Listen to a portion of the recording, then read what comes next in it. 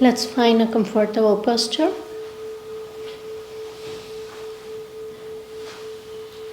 Posture of stillness, balance, grounding.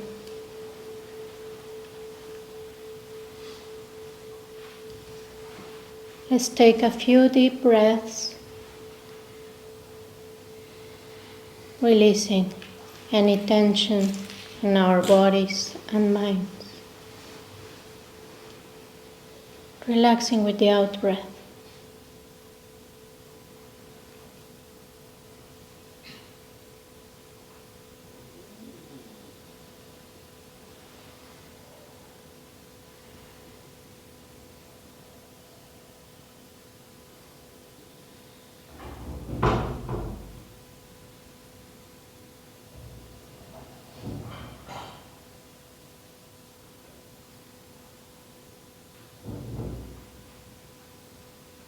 Scan your body for any points of tension, pain, or discomfort, and consciously relax them with the out breath.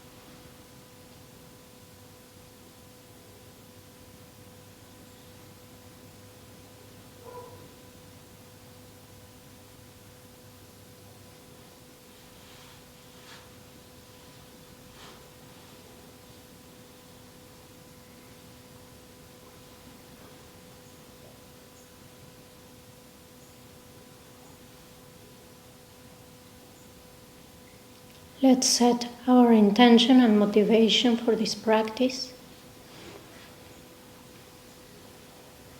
in order to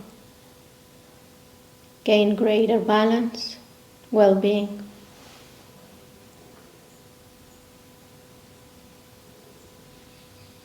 and wisdom to cultivate the causes for happiness and be free from suffering. To be able to realize the path of the fully enlightened beings and be able to be of benefit to all sentient beings.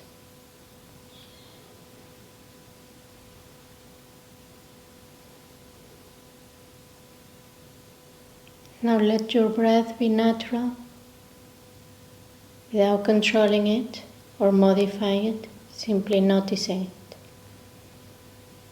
And let's focus on the sensations of the breath in the area of the abdomen.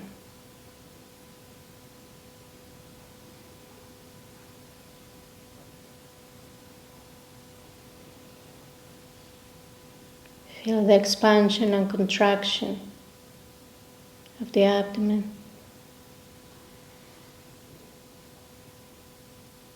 And leave your attention there, gently, softly.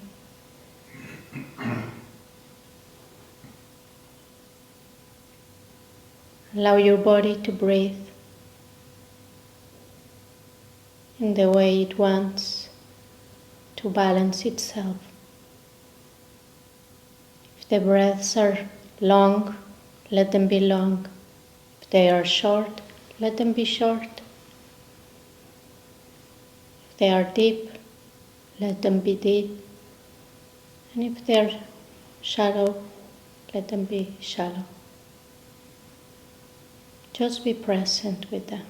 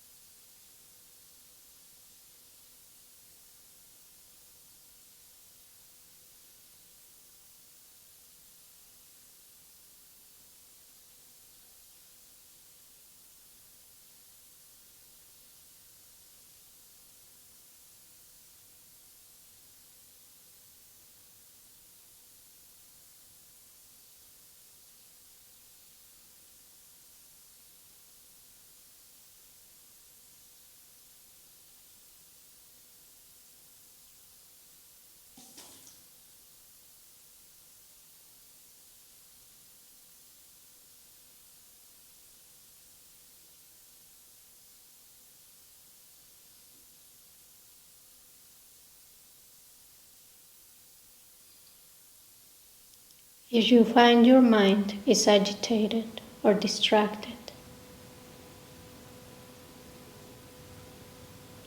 just release and relax. Bring your attention back to the abdomen very gently. You can also give it a job of counting 21 breaths.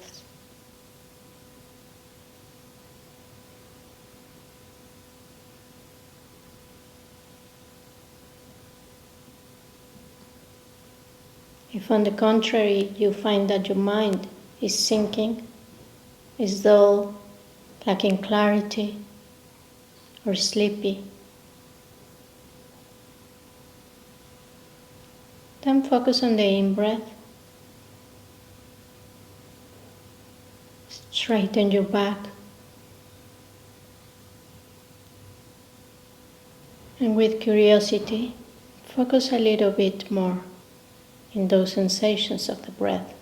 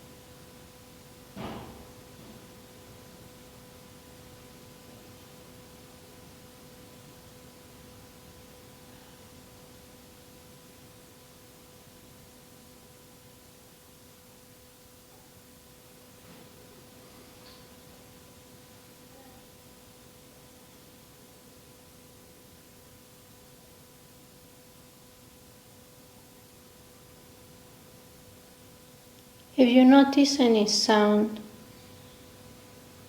sensation, perception, stimuli, notice it, let it pass, and bring back your attention to the breath, tactile sensations in the area of the abdomen.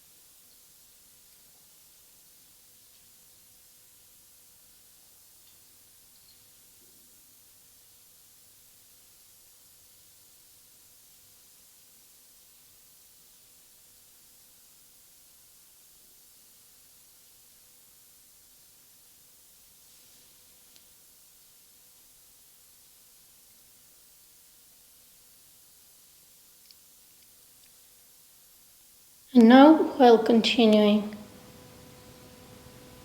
that presence of mind in a state of relaxation, stability and vividness,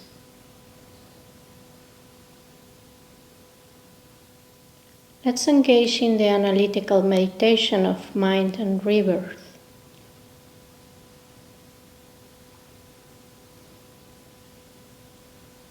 You don't have to believe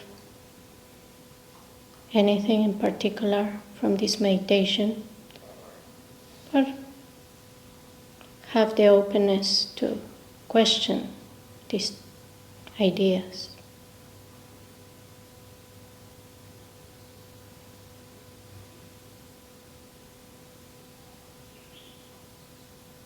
We are not isolated, independent individuals, but part of a continuity. We have existed in the past and will exist in the future, even though we are not static individuals. So first, ask yourself, are you the same person that was an infant and that will be an aged person? Or are you in a state of constant flux?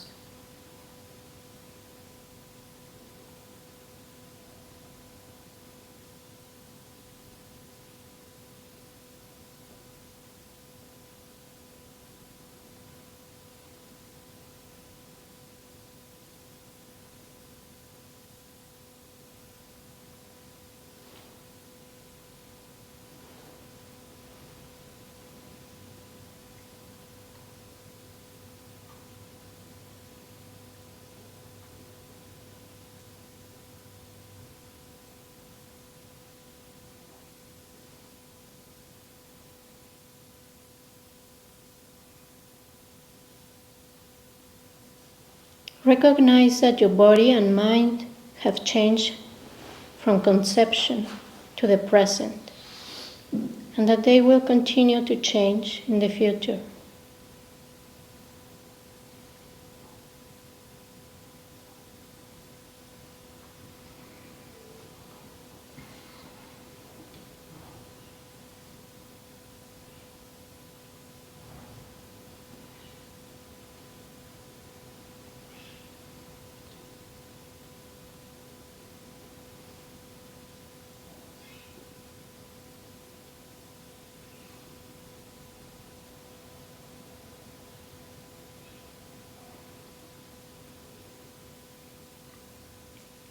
Loosen the concept that views yourself as permanent, and the concept that identifies I with the present body and mind.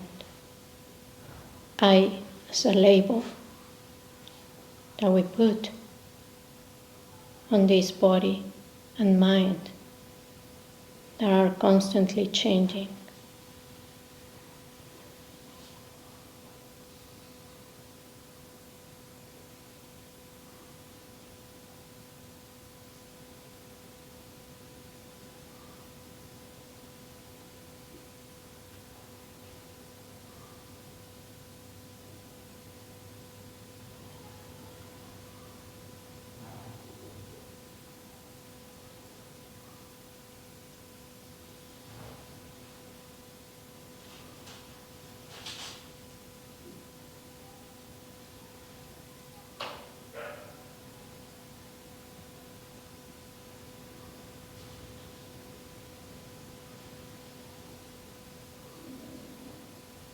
The body is material in nature.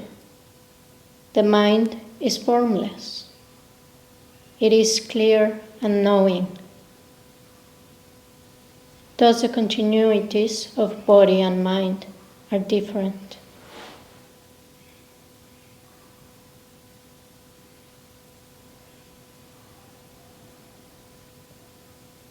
Look at the qualities of your body and mind and see how they are different.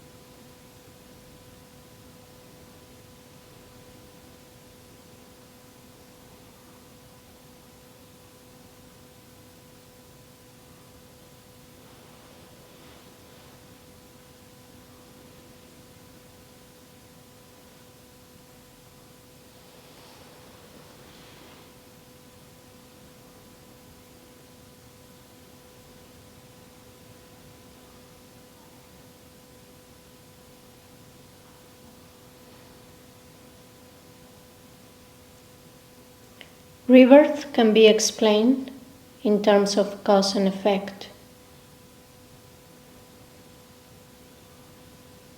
Each moment of mind has a cause, the preceding moment of mind. Get a sense of the continuity of mind by going back in your life, noting that each moment of mind arose from the previous moment.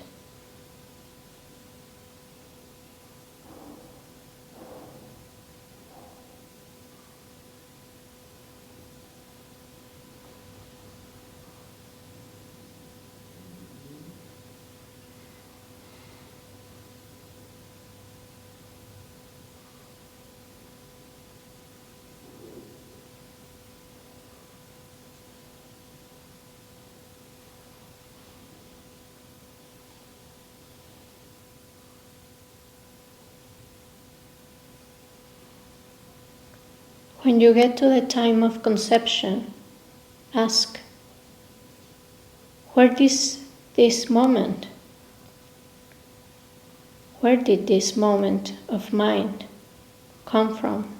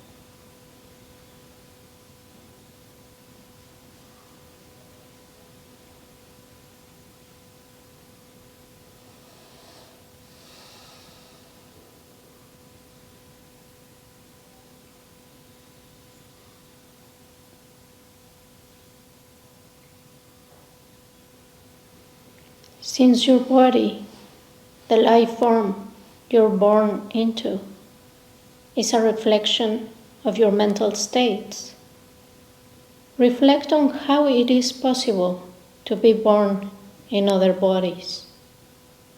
For example, a human being who acts worse than an animal could be reborn as an animal.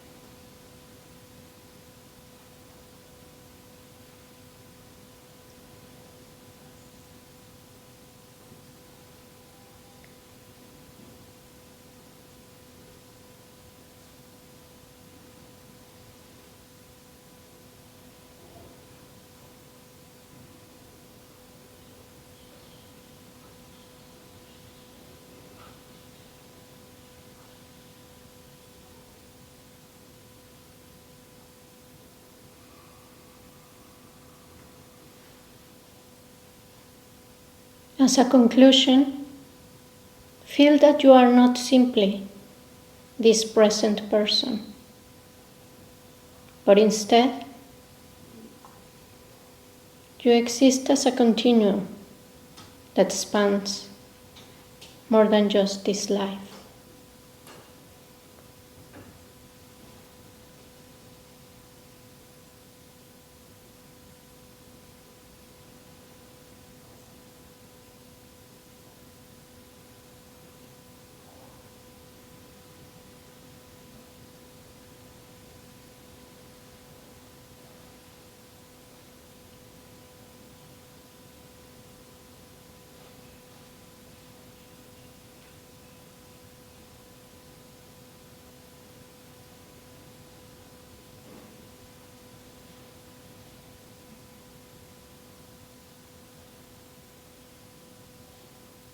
Now dissolve all thought, analysis, mental images, and come to rest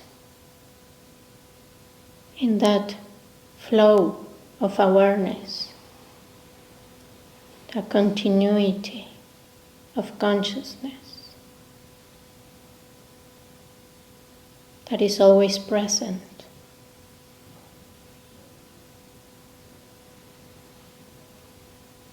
Just rest.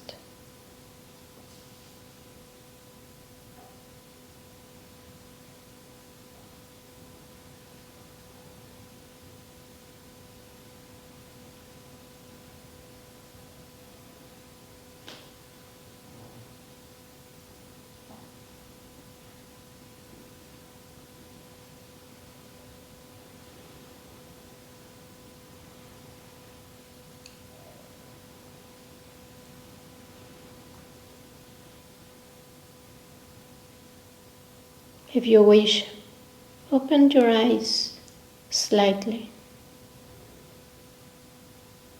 That might help you identify that flow of awareness.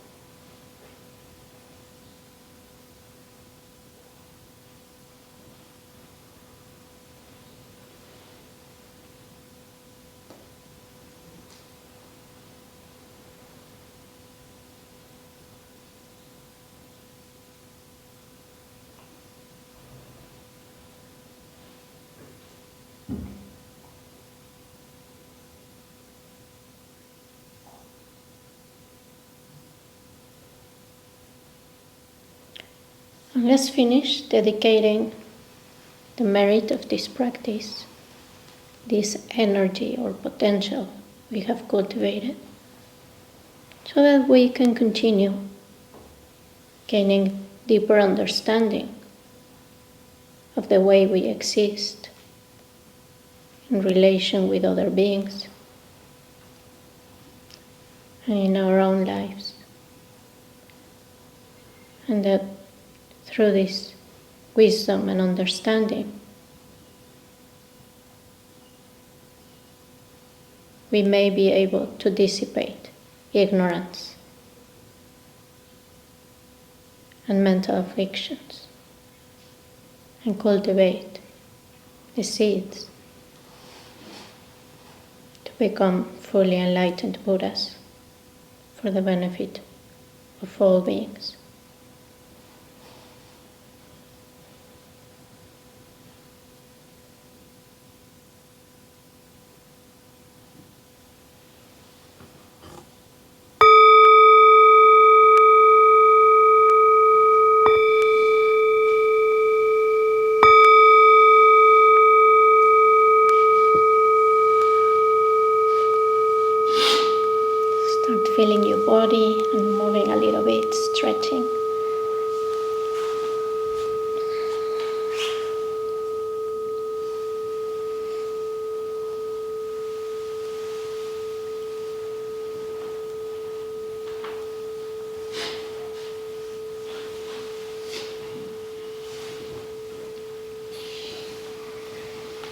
So the topic of rebirth is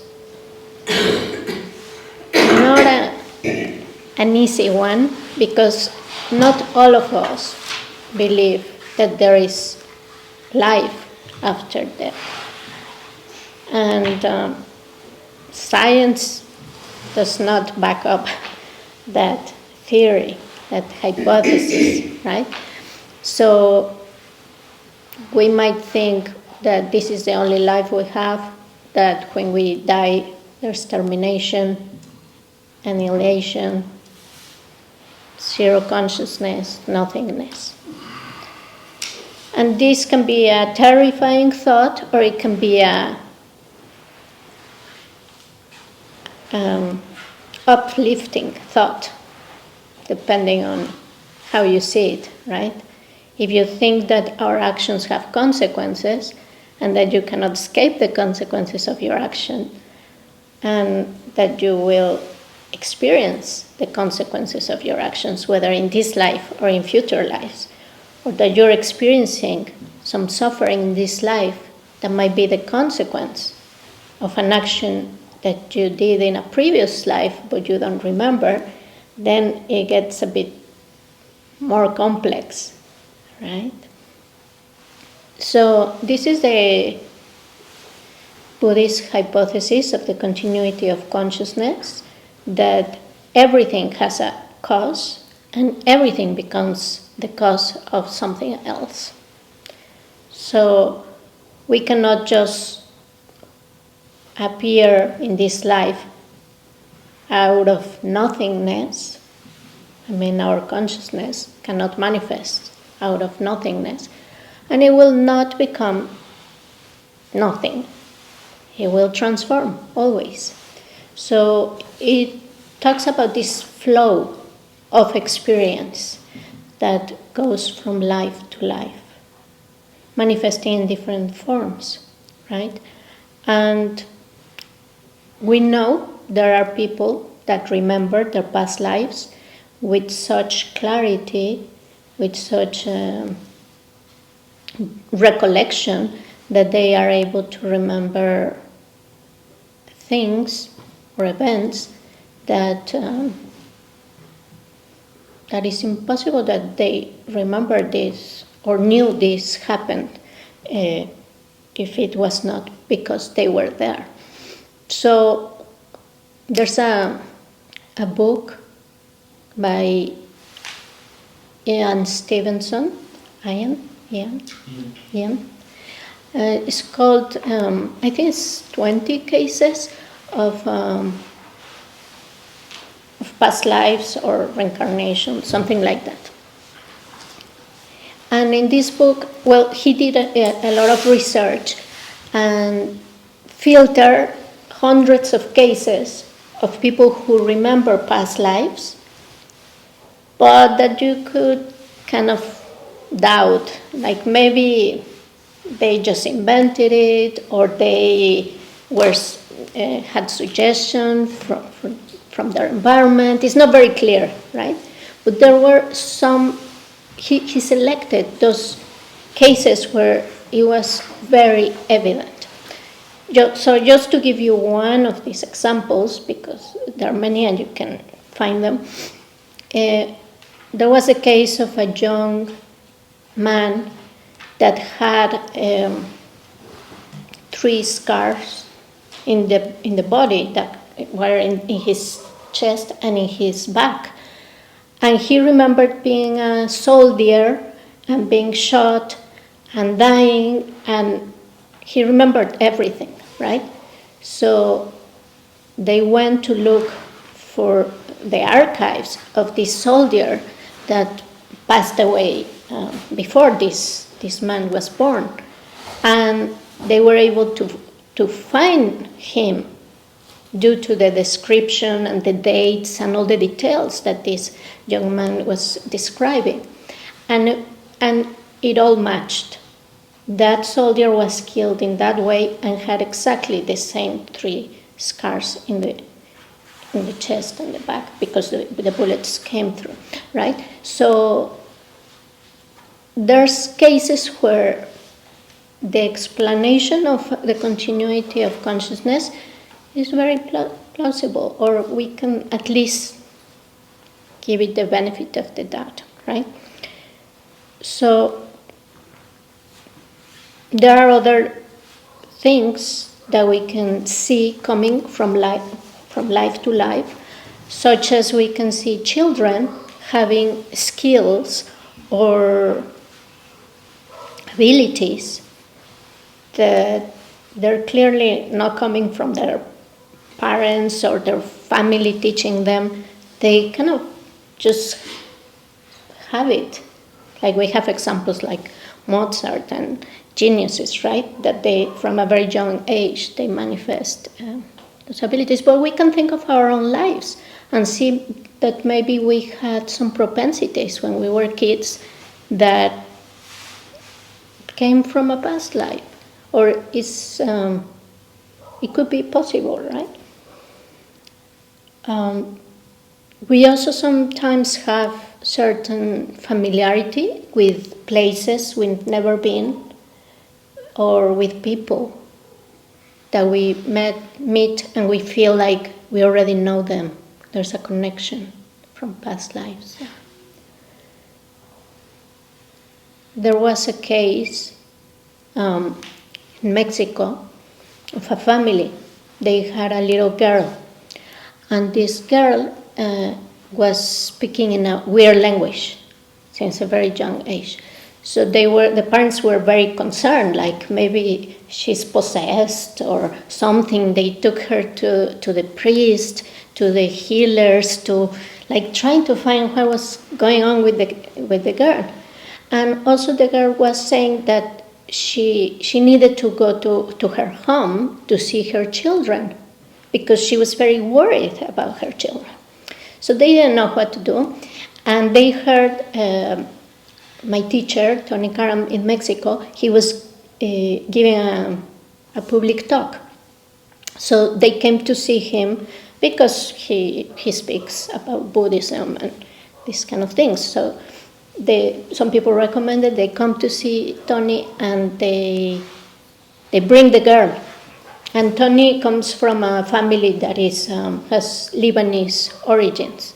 So when he hears the girl speaking, he recognizes the language and starts speaking with the girl, and he decided to put together a team and bring the girl to a far country in the other side. I don't remember if it was in Lebanon or some Arabic country. But the thing is, when they arrived to this village that the girl described was her house, she comes out of the car and starts running, and everybody's chasing after her. And she arrives in front of a house, and she says, "This is my house, and my children must be here, and I want to see them." And so they knock the door, and one of the children, who is like a not older person than the girl, of course, comes out. And first they think like this is a joke or something weird. But eventually they let them in and they start talking. And the girl describes to them how she passed away. It was her mother. She had an illness, and she was very worried about what happened with the children, if they were separated and if they were okay, right?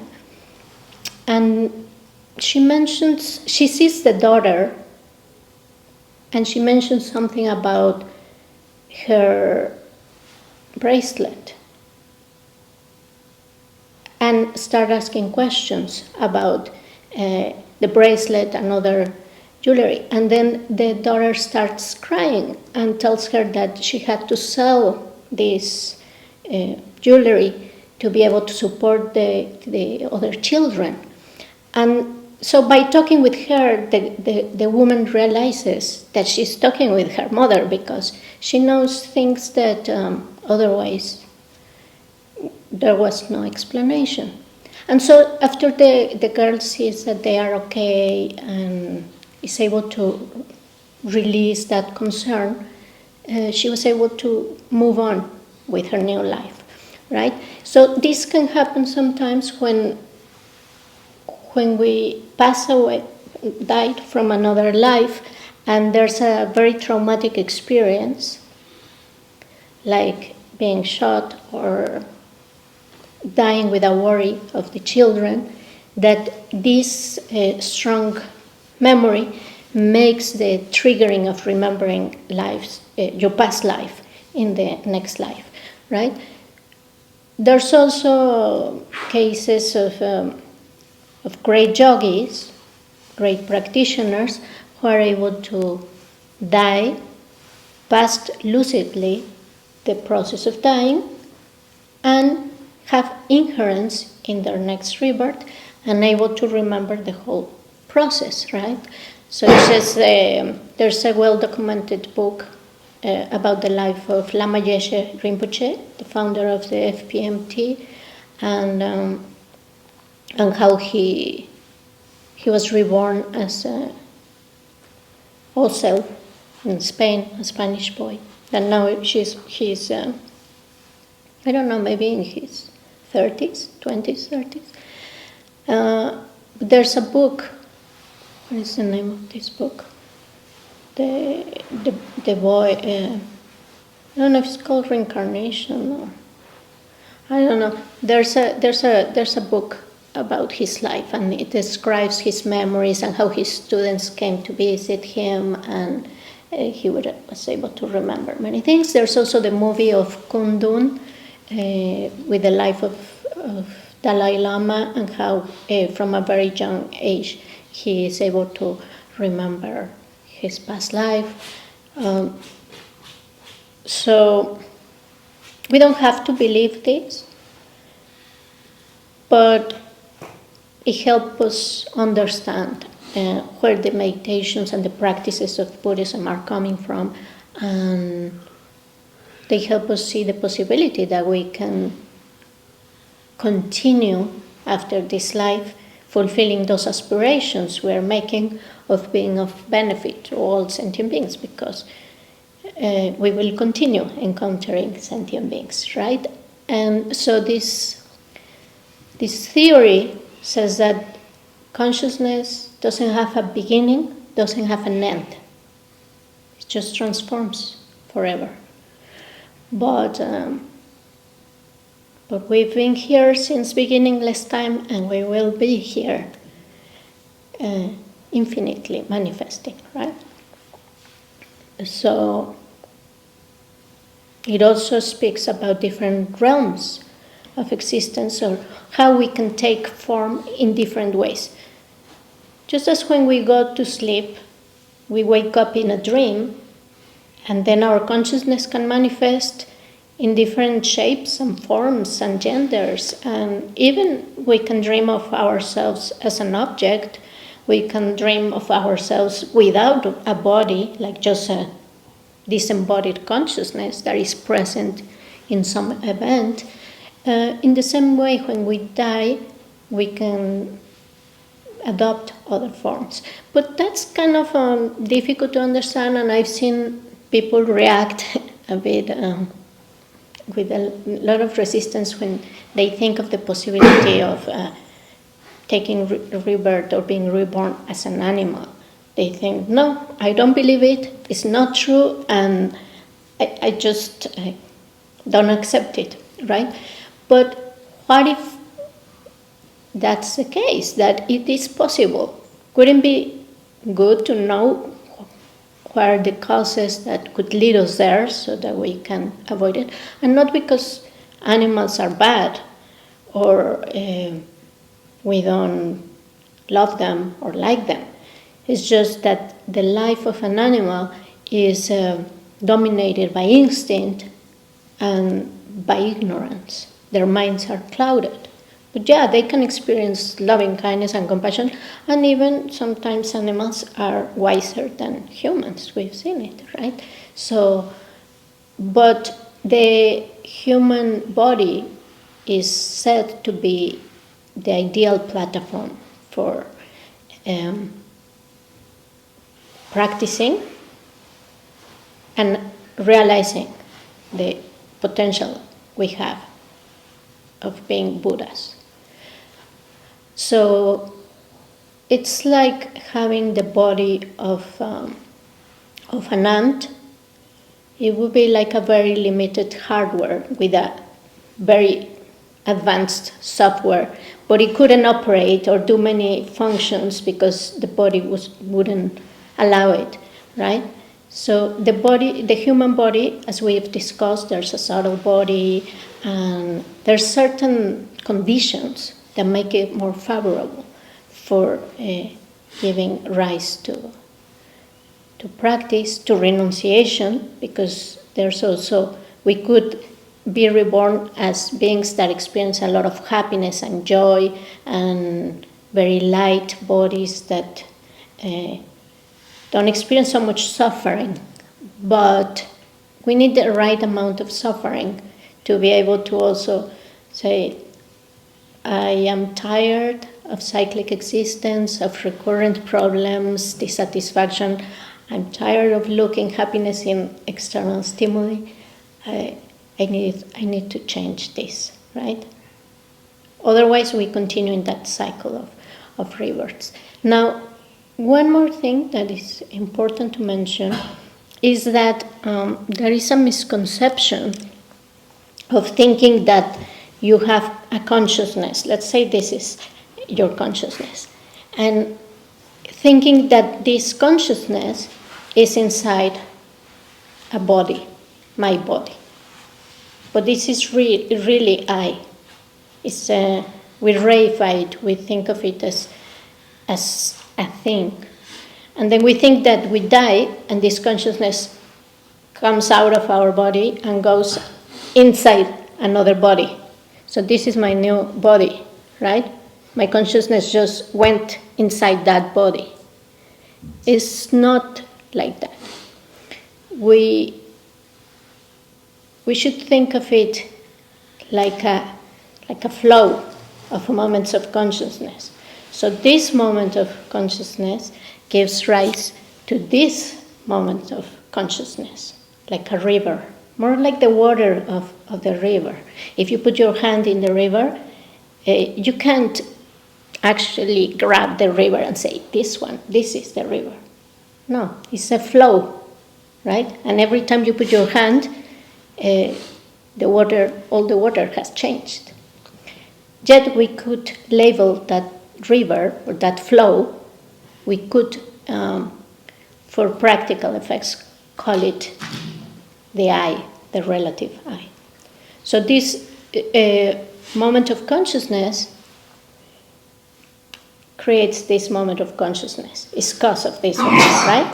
So this one is in this life, and then this one is not in this life anymore, in this body, right? You die, and then there's the next moment of consciousness.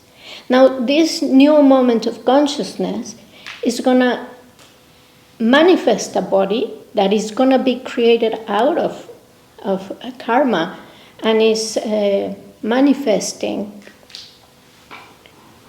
according to your experience, what you've cultivated in the previous life.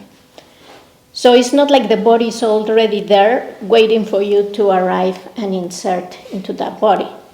So the parents you're gonna arrive with, they are connected to you in some way. There's a karmic connection, and that's why you're going to be with those parents and not others. And yes, those parents are going to put their genes into that body, but your consciousness and your personal continuum, your story from lives and lives and lives, is going to develop that body into a particular unique body that is a manifestation of this consciousness, right? So you're not the same person. It's not the same body. It's not the same mind. but there is a continuity. Just as if we think of the baby you were. Some years ago, you were a cute, adorable little baby with a little body, right? And now, you are not that baby. You're not that body.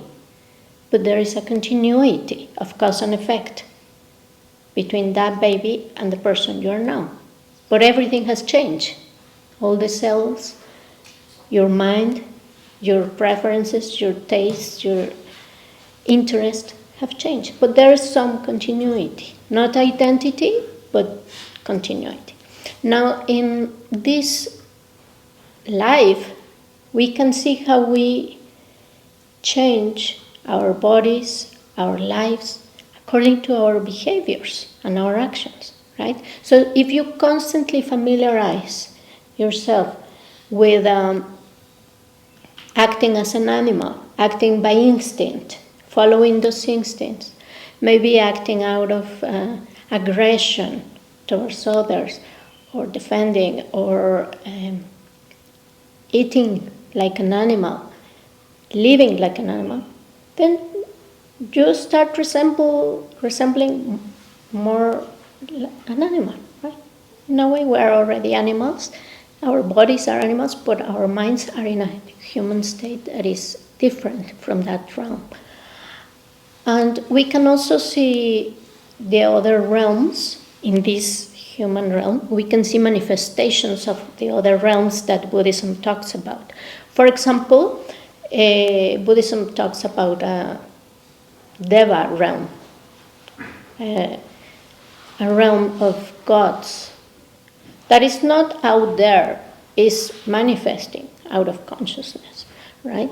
But we can see beings that live in that Deva realm, kind of, or similar within this human realm. We can see people that have beautiful bodies, they have lots of money, they have a life that is privileged, and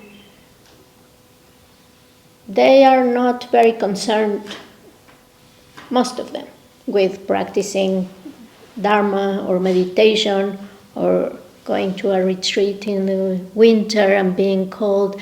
They are in a life where they don't see suffering of others. They're just in pleasure. And I'm not saying all of them.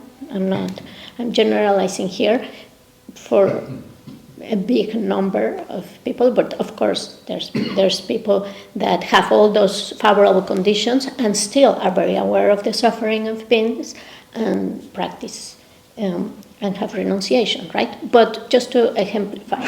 Then we have the Ashura realm, or semi-gods.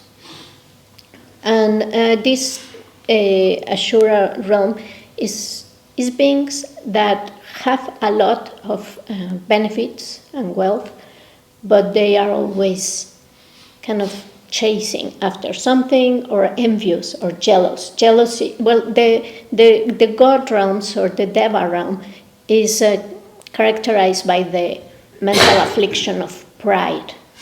Then we have the Ashura realm, and is characterized by this jealousy or envy. And so here we can think of the people in Wall Street fighting for getting things, but they have to work really hard, right? They are not like the Devas surfing in the beach and having a life of pleasure. They envy that life and they work very hard, but somehow they cannot get it, not exactly in the same way, right? But they have a lot of benefit. And then we have the human realm, which is characterized by desire. And this is kind of, we have the right amount of joy and suffering to be able to want to generate renunciation. And these are the three higher realms, because there's more joy or mundane happiness than suffering. So that having a little bit more joy or certain benefits in your life allows you to be able to have leisure and opportunity to practice Dharma and not just be concerned with survival or have extreme pain that clouds your mind, and you can't even think about the possibility of following a spiritual path or changing anything, right?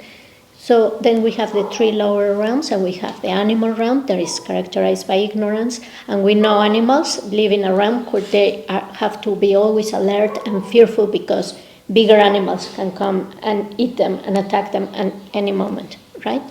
And they are moved instinctually by their instincts, okay? And then we have the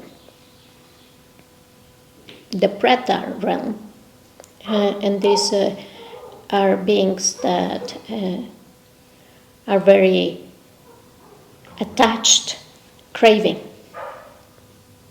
And so when we talk about, we know many traditions and cultures speak about ghosts or spirits, right? And many of these spirits or ghosts are in that preta realm. They are attached to a house, a property, or a treasure, or something. And in this human realm, we can see beings that are just so immersed in an addiction and craving and desire that there is a lot of suffering they're experiencing, and never being satiated or fulfilled. They're always craving something. And then we have the infernal beings or hell realms, and this is characterized by the afflictive emotion of hatred. And so we see in this human realm beings that are dominated by hatred, and they really live a life that is like a hell, right? So in Buddhism, we don't speak about intrinsic, solid realms of existence, like hell is permanent and is really out there, independent of our experience, or heaven, right? But we speak of realms that can manifest just as in a dream. If you are cultivating in your life attacking people, being aggressive and doing things that are harmful to others, you might start having dreams that manifest all that paranoia and all that hatred. Or if you're living that like an animal, you might dream yourself as an animal. Like we manifest in dreams how we are living and our mental states. So this is just to give you a little context of where this meditation is coming from, of these teachings about mind and rebirth, right? So that we can consider them and just observe our continuum of mind and discover by ourselves the answers that are there, and not just blindly believe this, but it's good to know like the reference from where these teachings are coming from. Okay? Any question? Comment? So all those past moments of consciousness cease to exist. They no longer exist as the new one it comes. We could say that within the relative reality. In Buddhism, we talk about two realities or two truths. One is the relative truth, which is within time, and there is this past, future, and present, and we have a continuity, right? And we have this label that we put, I, on this matrix of continuous changing events that are physical and mental. So from that perspective, like we are dissolving and being created or arising moment by moment in the continuity of cause and effect. But we talk about the other reality, which is the ultimate reality or the ultimate truth. And that's the reality that we've always been Buddhas. and that there is no time, no past, present, and future. So from that perspective, it's like waking up from a dream. And at the same time, we could kind of manifest everything, or see that that continuum is as true the past as is the future, or not true. So from that perspective, those moments are not disappearing. We can say they never existed, or that they always existed, depends on how you frame it, but everything we have done in our previous lives is kind of stored, for saying in a way, in that flow, in that substrate consciousness, right? So when you are proficient in the practice of shamatha, you're able to recall things from your past lives. There's some training to apply that concentrated mind.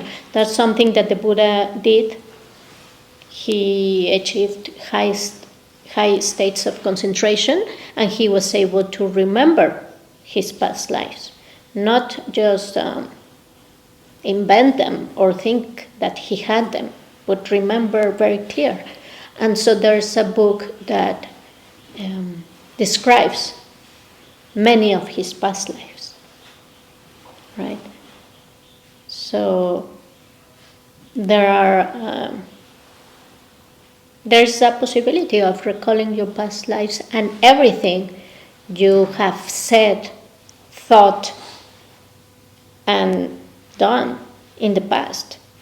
So if you can recall to that detail, is that in a way it's not lost. You could recall it, right? But yeah, I hope this answers your question more or less. Okay. Well, one more before we go. If there's time. Yeah. So you were speaking about the gods experiencing pride. I mean, I'm not a god, but I feel pride once in a while. So my question is leading in the direction, what can I do against the pride? So the feeling when it comes up, how can I get over it? Because we were, before you were here, we were learning from a woman that we should keep up the beginner's mind and say hold it, but sometimes pride is coming up and then pride becomes an obstacle. So what can we do to reduce our pride? Well, all the meditations are going to be helping us to reduce these mental afflictions, right? But when we cultivate that empathy and that connection with other sentient beings, when we do the meditations of compassion, loving kindness, empathetic joy, equanimity, we start realizing that we are not superior or inferior than others. And we start developing that humility, right? Also through the practice of patience. And pride usually comes because there is an attachment to the self, an inflation of the self, over-exaggeration of the positive qualities that we perceive in ourselves, and then feeling superior or feeling that we are more important or better than others. So by meditating continuously in the fact that we're not better than others, and that everything we have, we can lose it anytime, we have no control, then we kind of get more grounded, right?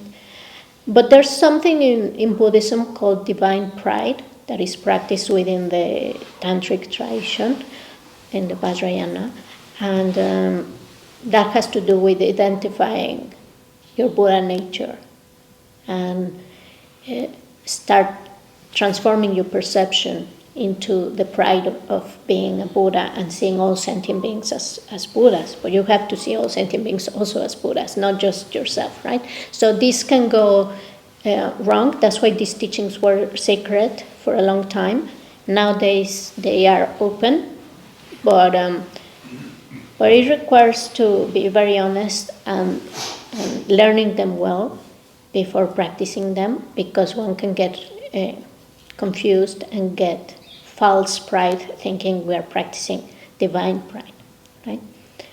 So we will discuss a little bit about this vipashyana path, but yeah, we have to be kind of learning to see things as they are, neither exaggerate the qualities we perceive in ourselves, or if someone comes and praises us or tell us how good we are and how wonderful or beautiful we are, the practice of equanimity, knowing, well, that's just their perception, right? There's many people that don't perceive me in that way. And then also that equanimity is evening, not evening, what is the word? Yeah, could be. Like, is balancing, because we say, today I receive praise, tomorrow I might receive criticism. So also not putting ourselves down and perceiving negative qualities and now exaggerating and feeling anger or rejection towards ourselves, because all of that is coming from ignorance, from misperceiving reality. And so this can help you when you feel pride, doing the meditation of observing the mind and see, who is the I that feels pride? Where is it? Which color it has? And then realizing that there's nobody there to receive the pride, or who is the object of that pride. Right? Well, thank you. And see you.